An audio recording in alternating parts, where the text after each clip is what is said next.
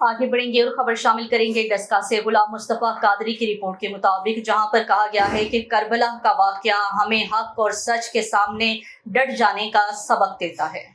जुल्म और जबर के सामने डट जाना और इल्म और हक बुलंद करना ही दरसगाह करबला है और यही हुसैनियत है। इन ख्यालात का इज़हार Haji Mohammad Asif Mughal, group leader fast media, Ghulam Mustafa Qadri, chairman Malik Ejaz Ahmad, senior नायब सदर शबीर हुसैन नंगोरी, मलिक आरिफ, मोहम्मद इशफाक भट्टी ने मुश्तरका तौर पर कहा है कि मुहर्रमुल हराम में हमें हज़रत इमाम हुसैन अलैहिस्सलाम की अजीम कुर्बानियों की याद दिलाती है।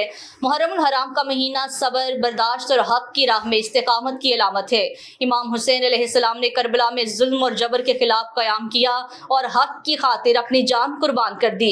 आए इस मुहर्रम में हज़रत इमाम हुसैन अलैहिस्सलाम की कुर्बानी को याद करते हैं, उनके असूलों को अपनी ज़िंदगियों में नाफिज करें। सब्र, हक, इंसाफ और कुर्बानी के दर्स को अपने दिलों में जगह दें और एक बेहतर माशरा कायम करने की कोशिश करें।